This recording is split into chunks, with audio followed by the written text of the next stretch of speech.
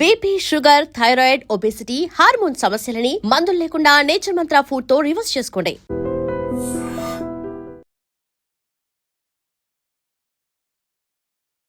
నమస్కారం, welcome to I dream. ధర్మ మార్గం విత్ విజిత కార్యక్రమానికి స్వాగతం.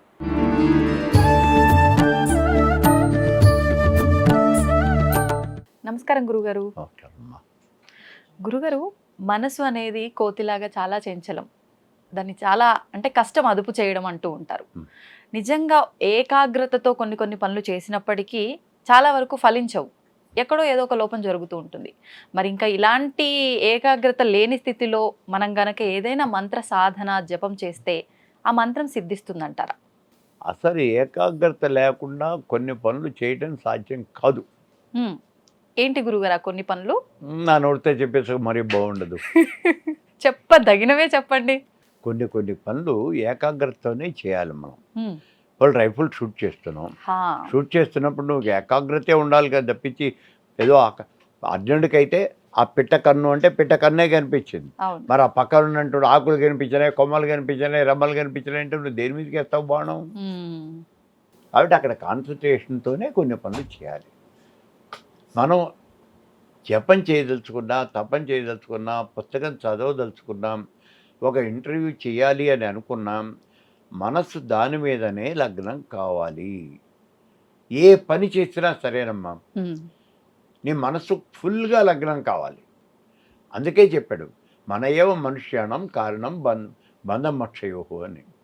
ఆ మనస్సు చేసేవంటి వీటి వల్లనే నీకు బంధము మోక్షం అనేది కలుగుతుంది అన్నాడు. అదే ఆధ్యాత్మిక విషయం కాబట్టి ఆ మాట చెప్పాడు. ఇప్పటికే ఇక్కడైతే మనకి రిజల్ట్ గుడ్ బ్యాడ్ ఏదనేది ఇక్కడ దాన్ని బట్టే వస్తుంది. సో మనస్సు సరిగా లేకుండా మనస్సు నిలకడతో కనుక చేస్తే మంత్రం అనేది చాలా త్వరగా సిద్ధిస్తుంది. ఇప్పుడు నేను మంత్రం చేయాలి అని ఇలా కూర్చుంటే, ఇలా కూర్చుని ఎప్పుడైతే కళ్ళు మూసుకుని నేను మంత్రం చేయడం మొదలుపెట్టాను, ఆ ధ్యాన శ్లోకం చదివాను, ఆ దేవత ఇలా నువ్వు నాకు ఎదురకుండా కనిపించాలి అంటే ఆ కాన్సన్ట్రేషన్ ఎలా ఉండాలి అంటే, నేను కళ్ళు మూసుకుని ఇప్పుడు నాకు విజిత అని అంటే నువ్వు నా కంటికి ఎదురుకుండా ఇట్లా కూర్చుని కనిపించాలి. అంత కెపాసిటీ నాకున్నదే అంటావా? లేకపోవచ్చు, అది వేరు, కానీ ఉండవలసిన సిస్టమ్ అది అలా జరగాలి. సో మంత్రం చేస్తున్నప్పుడు ఆ మంత్ర అధిదేవత ధ్యాన శ్లోకంలో చెప్పాం మనం, ఏదో సకుంకుమలే బ్రాహ్మణులకి తుమ్మిక స్తోరికామన్నాం. ఆ భక్తిలో ఉన్నటువంటి దేవత యొక్క రూపం మనం ఎదురకుండా కనిపించాలి. కనిపిస్తే మనం చేసేటువంటి మంత్రం వెంటనే సిద్ధిస్తుంది. మరి వెంటనే కనిపించినప్పటికీ వెంటనే సిద్ధిస్తుందా? హిరణ్యకశ్యపుడు 12,000 దివ్య సంవత్సరాలు తపస్సు చేశాడు. కాన్సన్ట్రేషన్ ఉన్నదా? పిచ్చి కాన్సన్ట్రేషన్ ఉంది. వాడికి లేకపోవటం ఏంటి? సామాన్యుడు ఏంటి హిరణ్యకశ్యపుడు అంటే? అవత పరబ్రహ్మస్వరూపం ఎంత గట్టిదో దానికి ప్రతినాయకుడు కదా ఆయన.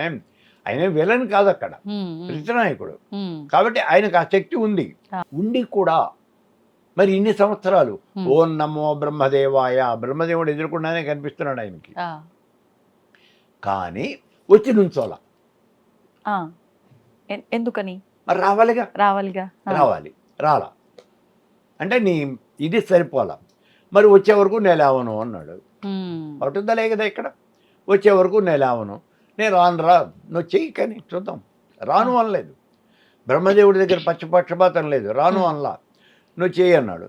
సరే, ఈయన 12,000 దివ్య సంవత్సరాలు ఒళ్ళంతా ఇదైపోయింది, ఏం మిగలలేదు, ఓన్లీ బొంకలు మాత్రమే మిగిలినాయి.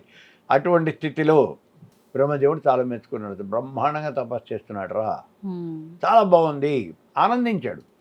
దేవతలు ఇక్కడ మనం ఆ దేవత యొక్క మనస్తత్వాన్ని మనం చాలా జాగ్రత్తగా క్యాలిక్యులేట్ చేయాలి. బ్రహ్మదేవుడి కోపం లేదు, చాలా బాగా చేస్తున్నాడు, గొప్పగా తపస్సు చేస్తున్నాడు, వాడికి మనం వరం ఇచ్చి తీరాలి. దేవతలంతా పరిగెత్తుకొచ్చారు. వచ్చి చూడు బ్రహ్మదేవ, నువ్వు మాత్రం వెళ్ళకు, వాడి వరాలు ఎక్కువ, వాడు దుర్మార్గుడు, రాక్షసుడు, ఎందుకంటే వీడు పగలగొట్టాడు, అందుకని నువ్వు వాడి దగ్గరికి వెళ్ళకు, వాడి వరాలు ఇయ్యొద్దు అన్నారు. అది ఎట్లా కుదురుతుంది? వాడు పరీక్ష పాస్ అయ్యాడు, మరి వాడికి రిజల్ట్, వాడి సర్టిఫికేట్ ఇచ్చేయాలి కదా. వాడి రిజల్ట్ ఏదో ఇవ్వాలి, నేను ఇవ్వాలి, నాతో పాటు మీరు కూడా రండి అన్నాడు. అందరినీ వెంట పెట్టుకుని వచ్చాడు. అప్పుడు ఆయనకి కావాల్సిన వరాలు సరే ఏదో ఇచ్చేసాడు అనుకోండి. కాబట్టి ఇక్కడ మనస్సు కాన్సన్ట్రేషన్తో అంత కాన్సన్ట్రేషన్తో చేసినప్పటికీ కూడా 12,000 దివ్య సంవత్సరాలు పట్టింది. అంటే ఇక్కడ మనం ఏం కోరుతున్నాము అనేటటువంటి దాన్ని బట్టి ఆధారపడి ఉంటుంది, కోరికని బట్టి. ఇప్పుడు మనం ఏదో సామాన్యంగా వెళ్ళి అమ్మ నాకు 10 రూపాయలు ఇంక్రిమెంట్ పెంచాలి, ఇవాళ ఏదో మీటింగ్ జరుగుతుంది, అందరూ నా పేరు కూడా ఉండేట్టు చూడు, నా ఇంక్రిమెంట్ వచ్చేట్టు చూడు అని నమస్కారం పెట్టుకున్నాం. దానికి కావాలంటే ఓ పూజ చేయించాం, ఏదో వచ్చాం, మన అదృష్టం బాగుంటే ఇక్కడ వచ్చేస్తుంది, అయిపోతుంది. ఇది చాలా చిన్న కోరిక, అసలు పెద్ద కోరిక కింద లెక్కే కాదు ఇది. కానీ మరి హిరణ్యకశ్యపుడు కోరినటువంటి కోరిక ఏంటిది? నేను శాశ్వతంగా ఉండాలి అనేటువంటి దీంతో కోరాడు. అంటే పరబ్రహ్మ స్వరూపం, ఆ తత్వం వాడికి కావాలి అని కోరాడు ఆయన. సామాన్యం. అందుకని అంత గట్టిగా తపస్సు చేయాల్సి వచ్చింది. మనం కూడా అంతే. ఇప్పుడు ఇదైతే పోనీ ఆ ఇంక్రిమెంట్ కాబట్టి అనుకున్నాం, అదే నేను ఐఏఎస్ పాస్ అవ్వాలి అనుకున్నాము, అప్పుడు వీడికి అర్హత ఉందో లేదో, వీడి రాతలో ఉందో లేదో మరి నీ చూసుకోవాలి. ఆ చేసే ప్రయత్నం కూడా చాలా గట్టి భగీరథ ప్రయత్నం చేయాలి.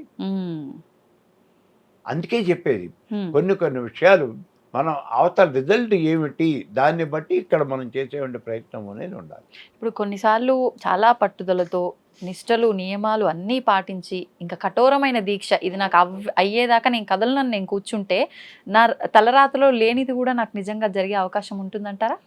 ఉంటుందా అంటే ఇప్పుడు మార్కండేయుడు విషయం, మృకండ మహర్షి విషయంలో అదే మార్కండేయుడికి వచ్చేప్పటికి జరిగింది కదా. జరిగింది. మృకండుడికి పిల్లలు లేరు, ఈశ్వరుడిని అడిగాడు, పిల్లలు కలిగే రాత నీకు ఈ జన్మలో లేదన్నాడు, వెళ్ళిపోయాడు. ఈయన వదలలేదు, మళ్ళీ తపస్సు కంటిన్యూ చేస్తున్నాడు.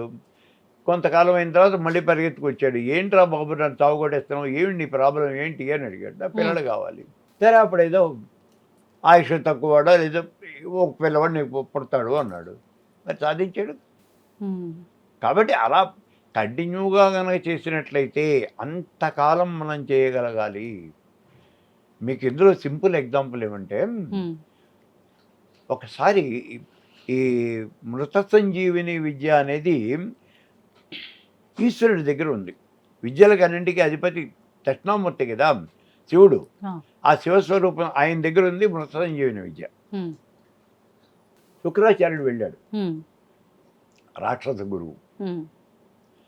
దేవదాన యుద్ధంలో ఈ సంగ్రామంలో రాక్షసులు చచ్చిపోతున్నారు, వాళ్ళని బతికించుకోవాలి ఎలా, అందుకని వెళ్ళాడు. ఏం కావాలయ్యా అన్నాడు. నాకు మృత సంజీవిని విద్య కావాలి. ఎవరితో మాట్లాడాడు? డైరెక్ట్గా శివుడితోనే మాట్లాడాడు. శివుడు ప్రత్యక్షమయ్యాడు, ప్రత్యక్షమైన శివుడిని అడిగాడు, నాకు ఇమ్మని అడిగాడు. ఇమ్మని అడిగితే లాభం లేదు. మరి ఎట్లా? నువ్వు ఒక పని చెప్తాను చేయవయ్యా, నువ్వు అడిగింది కాదన్నాను నేను. నువ్వు ఒక పని చేయాలి. ఏం చేయాలి? చుట్టూ పచ్చి కట్టెలు పెట్టుకుని, పచ్చి కట్టెలు వాటికి నిప్పంటించు. పచ్చి కట్టెలు మండవు, అవి పొగ వస్తాయి. ఆ పొగ వస్తుంటే నువ్వు కళ్ళు మూసుకుని ముక్కు మూసుకుని అలా శ్వాస దిగ్బంధనం చేసి నువ్వు అలా కూర్చోకూడదు. ఆ పొగను నువ్వు పీల్చాలి. ఆ పచ్చి కట్టెల నుంచి వచ్చే పొగ కనుక మనం పీలిస్తే అదిరిపోతుంది. సామాన్యమైనటువంటి విషయం కాదు, విపరీతమైన దగ్గు వస్తుంది, శ్వాస ఆడదు. అలా తలకిందులుగా నుంచుని చుట్టూ కట్టెలు పెట్టుకుని ఆ పొగ పీలుస్తూ 12 సంవత్సరాలు నువ్వు తపస్సు కనుక చేస్తే అప్పుడు నీకు మృత్యుంజయ విద్య నీకు వస్తుంది అన్నాడు. అలాగే స్వామి వస్తుంది కదా, చాలు అన్నాడు. ఆయన వెళ్ళిపోయాడు, హిమాలయాలకు వెళ్ళిపోయాడు. ఆయన ఈ అరేంజ్మెంట్స్ అన్నీ చేసుకున్నాడు, తలకిందులుగా నుంచి తపస్సు చేయడం మొదలుపెట్టేశాడు. ఈ విషయం తెలిసింది, కొంతకాలం అయింది. ఇంద్రుడు వచ్చాడు, ఈశ్వర నాకు మృత్యుంజయుని విద్య కావాలి అన్నాడు. ఇప్పుడేనయ్యా ఆయన వచ్చి వెళ్ళాడు శుక్రాచార్యుడు, ఆయనకి ఇదే మాట చెప్పాను, నీకు ఇదే మాట చెప్తూ ఉన్నాను, నువ్వు అలా కనుక తపస్సు చేసినట్టయితే నీకు వస్తుంది పో అన్నాడు. ఇది ఎవడి వల్ల అవుతుంది అన్నాడు.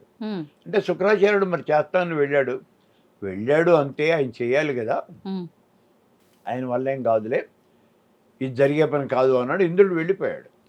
కానీ 12 సంవత్సరాల తర్వాత శుక్రాచార్యుడు తిరిగి వచ్చాడు. స్వామి చేశాను అన్నాడు. మృత్యుంజయుని విద్య సాధించాడు.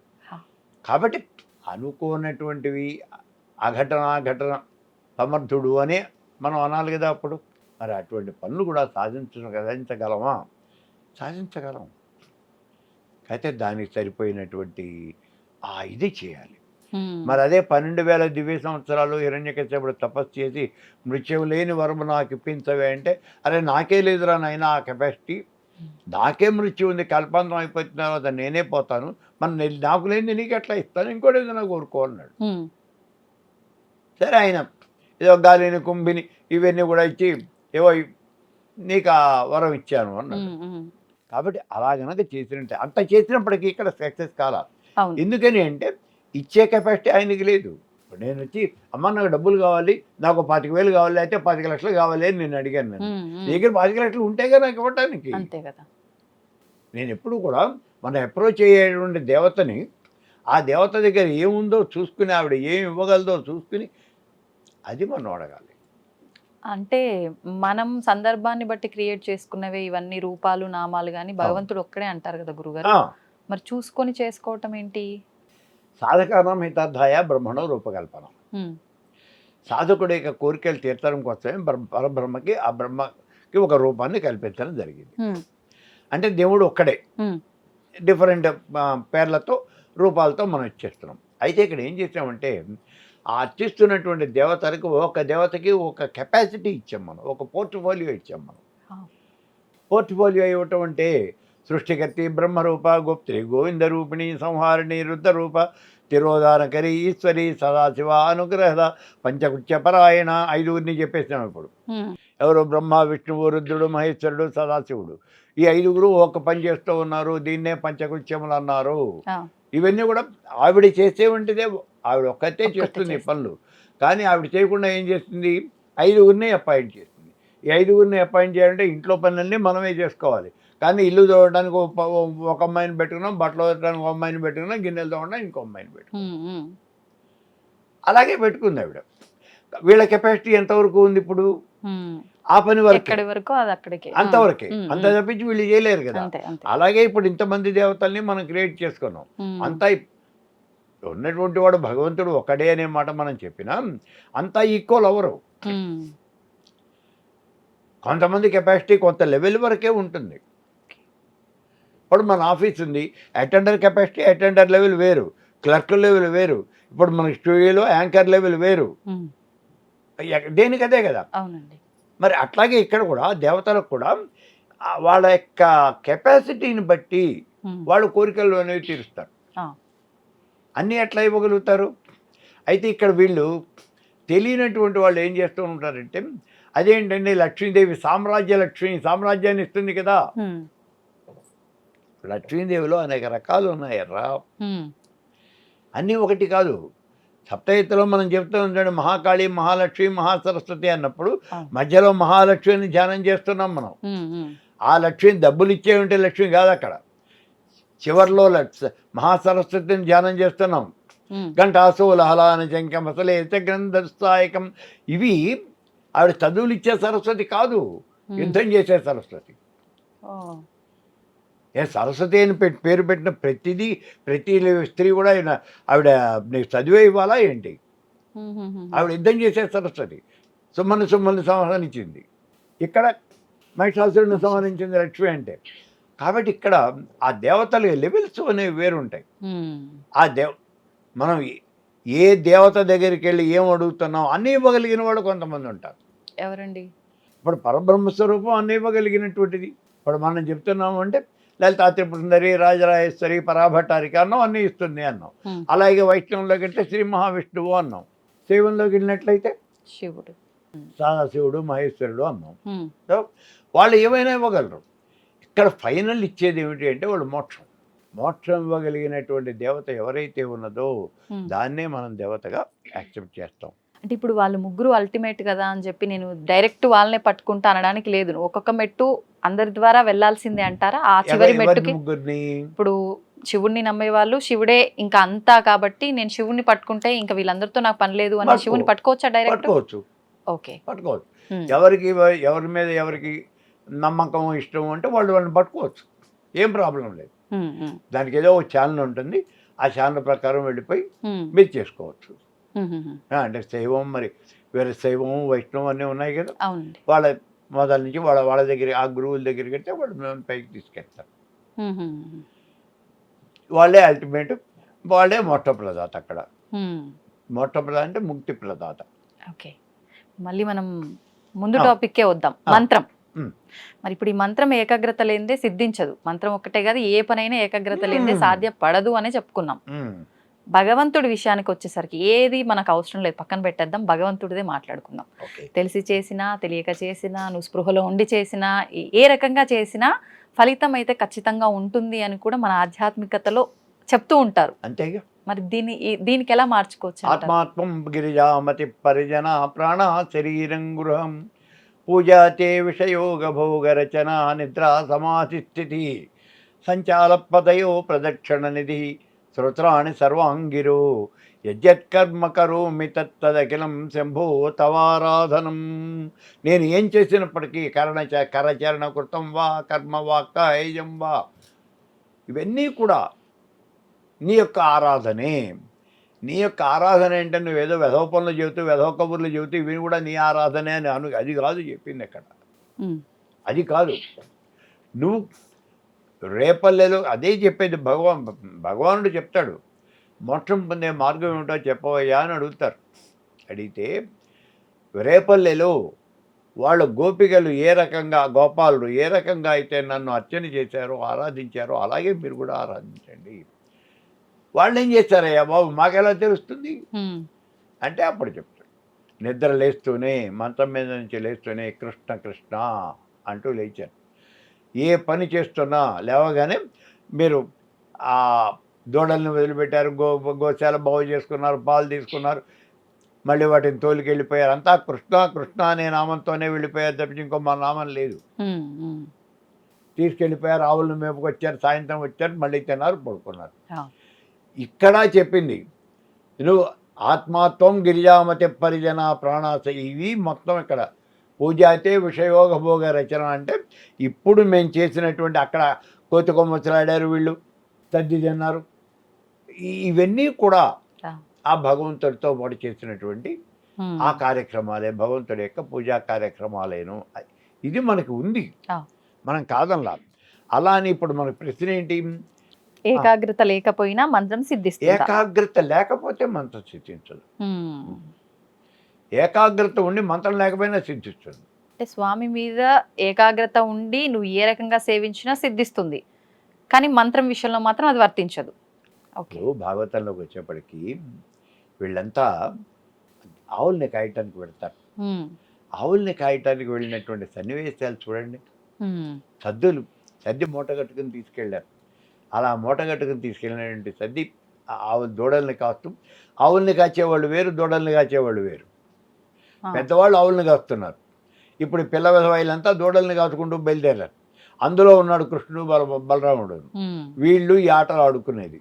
ఈ ఆటలు ఆడుకుంటూ వాళ్ళు తెచ్చుకున్నటువంటి ఆ సద్ది మూటలు అక్కడ పెట్టుకుని, ఈయన కూడా సద్ది పట్టుకెళ్ళాడుగా, అక్కడ పెట్టుకుని వాళ్ళంతా ఒకళ్ళు తెచ్చింది ఇంకోళ్ళు పంచుకొని తింటూ, వాళ్ళంతా ఒకళ్ళనొకళ్ళు ముట్టుకుంటూ, తరుముకుంటూ, ఆడుకుంటూ, పాడుకుంటూ, అదే వాళ్ళ యొక్క గొప్పతనం. ఎందుకని అంటే వాళ్ళకి మంత్రం లేదు, తంత్రం లేదు, ఏమీ లేదు. కానీ సాక్షాత్తు పరమేశ్వర స్వరూపం దగ్గరికి వెళ్ళాలి అంటే మనం చాలా చాలా పరిశ్రమ చేయాలి, చాలా పండిపోవాలి. ఇప్పుడు ఈ నారాయణుడు ఆదిశేషుడి మీద పడుకున్నాడండి. ఆదిశేషుడు మరి భయంకరమైన సర్పం.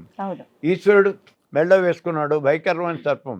మెళ్ళ వేసుకున్నాడు అంటే తనకి ఉన్నటువంటి తమో గుణాన్ని పూర్తిగా వదిలిపెట్టి ఆ సర్పం ఆ స్థితికి వెళ్ళింది. అంటే సత్వగుణం కూడా దాటిపోయి సత్వం పరమేశ్వర స్వరూపాన్ని చేరగలిగినటువంటి స్థితికి వెళ్ళింది, గుణాతీతం అయిపోయింది. అటువంటి గుణాతీతాన్ని మన దగ్గర ఉండి సేవించటం అనేది సామాన్యమైనటువంటి పనే, అసలు మన ఊహకు కూడా ఉందన్నటువంటి విషయం అది. అంటే ఆ వైకుంఠంలో నిత్యముక్తులు అనేవాళ్ళు కొంతమంది ఉన్నారు. గరుడు, ఆదిశేషుడు, అలాగే లక్ష్మీదేవి, నారదుడు, వీళ్ళంతా ఎప్పుడు కావాలన్నా సరే భగవంతుడి దగ్గర పెడుతూ ఉంటారు, ఆయన నమస్కారం పెడతారు, ఆయన తాగుతూ ఉంటారు. మిగిలిన వాళ్ళు ఆ పని చేయలేరు, వాళ్ళు నిత్యముక్తులు. అటువంటి స్థితిలో ఉన్నారు వీళ్ళంతా, ఈ గోపాలు గోపికలు అంతా కూడా. వాళ్ళకి ఏం మంత్రం లేదు, తంత్రం లేదు. కాబట్టి మంత్రము తంత్రము కాదు కావలసినటువంటిది ఇక్కడ. ఆ ఏకాగ్రత, ఆ భగవంతుడి మీద ఆ భక్తి, శ్రద్ధ, తత్పరత, తాదాత్మ్యత, అంతే. ఇప్పుడు ఆ ఏకాగ్రత అంటే మనం చెయ్యాలి, సాధించాలని పట్టుదల ఒక్కటి ఉంటే వస్తుందా, ఇంకేదైనా మార్గం ఉందా గురువు? పట్టుదల ఉంటే ఏకాగ్రత అనేది ఖచ్చితంగా వస్తుందమ్మా. అది ఎంతంటే, ఇప్పుడు ఇక్కడ కూర్చొని జపం చేయాలి. ఇప్పుడు సమయం 2 అయింది అనుకుందాం, సాయంత్రం 6 దాకా జపం చేయాలి. నేను ఇలాగే కూర్చుంటాను, 6 దాకా జపం చేస్తాను. రామ రామ రామ రామ అనే అంటాను, నేను అంటాను.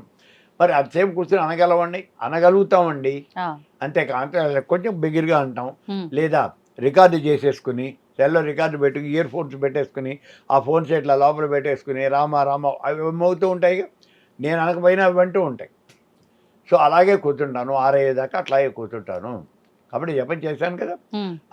ఇలా కనుక నువ్వు ప్రాక్టీస్ చేస్తే, కొద్ది రోజులు ప్రాక్టీస్ చేస్తే నీ కళ్ళ ముందు ఆ దేవత అనేది ఖచ్చితంగా కనిపిస్తుంది. అందుకే చెప్పాం, నీకు ఆ ధ్యేయమైనటువంటి వస్తువు ఏదైతే ఉన్నదో, ఆ దేవత ఏదైతే ఉన్నదో దాని యొక్క ఆకారాన్ని ముందు అరేంజ్ చేసుకోండి, ముందు ఉండేట్టుగా అరేంజ్ చేసుకో.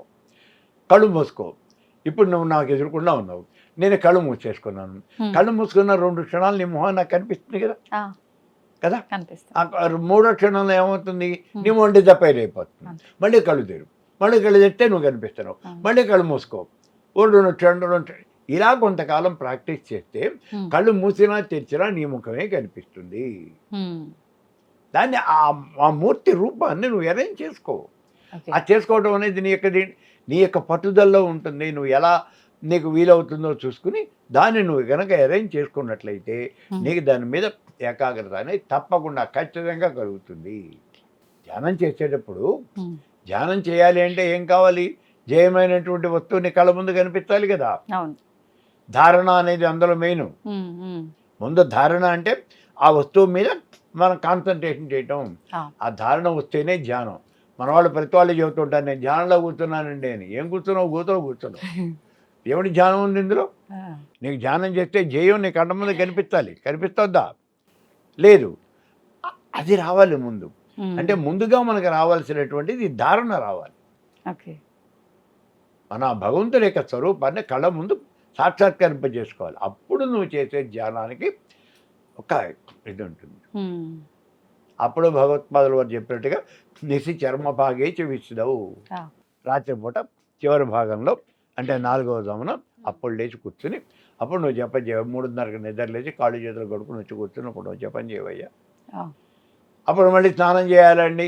ఈ పిచ్చి ప్రశ్నలు వేయకండి. కాళ్ళు చేతులు కడుక్కోమని చెప్పాం కదా, వచ్చి కూర్చోండి. అప్పుడు కూర్చొని జపం చేయి. 6 దాకా జపం చేయి. అప్పుడు పోయి ఇక మిగిలిన పనులన్నీ నువ్వు చేసుకో.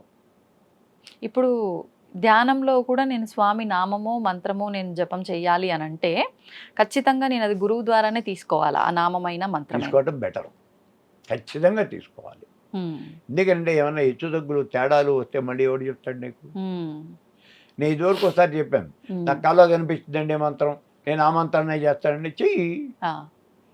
ఎవరిదన్నారు? చెయ్యి. మరి నాకు అనుమానం వచ్చిందండి, వెళ్ళి అడుగు.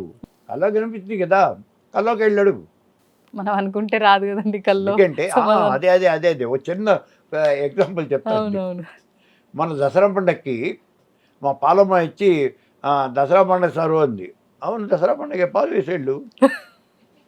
ఏమైందని? కాదండి, నాకు దసరా మామూలు ఇవ్వాలి.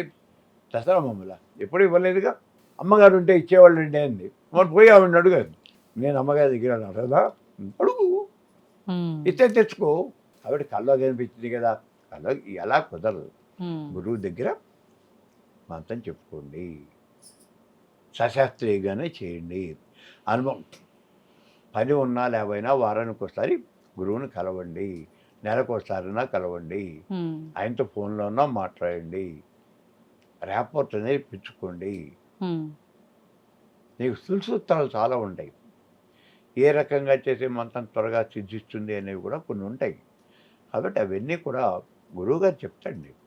అంటే వీళ్ళకి ఏ మంత్రం ఇస్తే కరెక్ట్ అనేది కూడా గురువుగారే ఇస్తాడు. అంతేగాని మీరు అడిగే మంత్రం ఇవ్వడు. నువ్వు మంత్రం అడిగితే ఎందుకు అని అడుగుతాడు నేను. ఉమ్, తెలిసిన వాడైతే ఎందుకు అని అడుగుతాడు. ఉమ్, ఒకసారి ఎవడో పోయి ఏదో దేవాలయంలో ఉంటాం, ఉమ్, పంచేసి మంత్రం కావాలి ఎవరిస్తారు అని అంటే ఆ పూజారి గారు చెక్కమని వచ్చి నేను ఇస్తారా అన్నట్ట. ఏదో ఆయన గుళ్ళో ప్రసాదం అనుకుని ఉంటాడు, ఆయన చెక్కమని ఇస్తారా అన్నట్ట. అలా ఎవరు ఇవ్వరు. ఉమ్, నువ్వు మంత్రం అడిగితే ఎందుకు నీకు, నువ్వేం చేస్తావు, ఆ. అసలు నువ్వేం చేస్తున్నావు, ఇప్పటివరకు ఏమన్నా మంత్రం చేసావా, ఉమ్, మరి చేయకుండా నీకెందుకు మంత్రం, నిన్న యక్ష ప్రశ్నలు వేస్తారు. ఉమ్, వేసి అసలు నువ్వు కరెక్టా కాదా అనే విషయం వాళ్ళు ఎసెట్ చేసుకుంటారు. చేసుకుని ఆ తర్వాత నీకు మంత్రం ఇవ్వాలి అంటే ఏ మంత్రం కావాలి, చదువుకునే పిల్లవాడు పోయి నాకు పంచేసి మహామంత్రం కావాలి అంటే నీకు అది ఎందుకురా, ఆ, నీకు చదువు కదా కావాల్సింది. అవును. అప్పుడు దక్షిణామూర్తి మంత్రం చేసుకో, నువ్వు ఉమ్, మేధా దక్షిణామూర్తి మంత్రం ఇస్తాను, నువ్వు చేసుకోపో, ఆ, నీకు దానికి ఉపయోగిస్తుంది. అలా చెప్తారు తప్పించి మిగిలినటువంటి మంత్రాలు అలా మీరు అడిగినటువంటి మంత్రాలు వాళ్ళు చెప్పరు. ఉమ్, ఉమ్, ఉమ్. ఇప్పుడు మంత్రం ఏ మంత్రం గురువు నుంచి తీసుకున్నప్పటికీ ఆహార నియమాలు ఈ కట్టుబాట్లన్నీ పిల్లలైనా పెద్దలైనా ప్రతి ఒక్కరు పాటించాల్సిందేనండి. పాటించాల్సిందేనా అంటే పాటిస్తే బెటరు. ఏమని ఇష్టం లేకుండా నేను జపం చేస్తానండి ఉమ్, చేయకూడదా అని అంటే, ఇదివరకు నేను వాడిని చూశాను, ఆయన ఉమ్, యోగా నేర్చుకుంటున్నాను అన్నాడు. ఆ, బాగుందయ్యా అన్నాను. మేము మార్నింగ్ 6కి ఈవినింగ్ 6కి ఉమ్, ఎట్టి పరిస్థితుల్లో ఎక్కడున్నా సరే మేము యోగా చేయాల్సిందేను అన్నారు. ఉమ్, చేయండి, మా గురువు గారు అట్లా చెప్పారు అన్నారు. చేయండి, అలాగే చేయండి అన్నాను. ఆ, ఎక్కడున్నా సరే అలాగే చేయాలి అన్నారు. ఉమ్, ఎక్కడున్నా అంటే ఉమ్, ఎక్కడున్నా ఏంటి అంటే, నేను బాత్రూంలో ఉన్నా లెట్రిన్లో ఉన్నా సరే మేము అక్కడ చేయాల్సిందేనండి, మా గురువుగారు ఇట్లాగే చెప్పారు అన్నాడు. రైట్, అది అంతే, మా గురువుగారు చెప్పారని అది చేసుకొని పోండి. ఉమ్, ఎందుకంటే యోగం చేయాలి అంటే దానికి కొన్ని నియమాలు చెప్పాడు కదా, మరి ఆ నియమాలు పాటించాలి. ఉమ్, ఆయన ఏం చెప్పాడు, కొన్ని ఆపద సమయాల్లో తప్పని పరిస్థితుల్లో ఆ, సంగామే సంకటే తథా అన్నాడు. యుద్ధం చేస్తున్నావు, మరి అప్పుడు ఆ టైంలో భగవన్నామం చేయాల్సి వచ్చింది, చేసే ఎక్కడ, అంతే తప్పించి ప్రతిసారి మంత్రం చేయాలి అంటే యుద్ధం రావాలి అంటే ఎట్లాగా, ఉమ్, అలా కాదు. సమయం సందర్భం ఉంటే వాటిని బట్టి మనం చూసుకుని చేయాలి. నియమాలు నిష్టలు పాటిస్తే ఉమ్. మంత్రం త్వరగా సిద్ధించడం జరుగుతుంది, ఫలితం ఉంటుంది.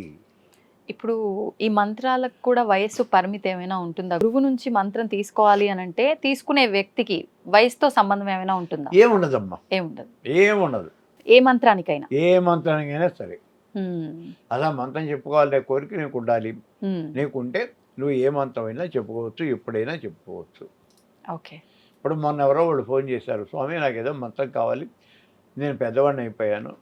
ఎంత పెద్దవాడు అయ్యావయ్యా? దగ్గర 70 సంవత్సరాలు వస్తున్నాయి స్వామి, వస్తున్నాయి. నేను ఇంతకాలం ఏం చేయలేకపోయాను, అలా తిరుగుతూ వచ్చాను. మరి ఇప్పుడన్నా ఏదైనా చేద్దాము అని అనుకుంటూ ఉన్నాను, నాకు ఏదైనా ఒక మంత్రం ప్రసాదించండి. అలాగే నువ్వేం పెద్దవాడు అయిపోలేదు, 70 సంవత్సరాలకే పెద్దవాడు అయిపోయినావా?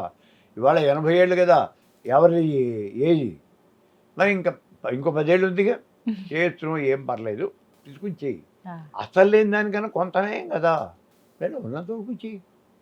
వయసుతో ఏం నిమిత్తం లేదు, ఎవరైనా మంత్రం తీసుకోవచ్చు.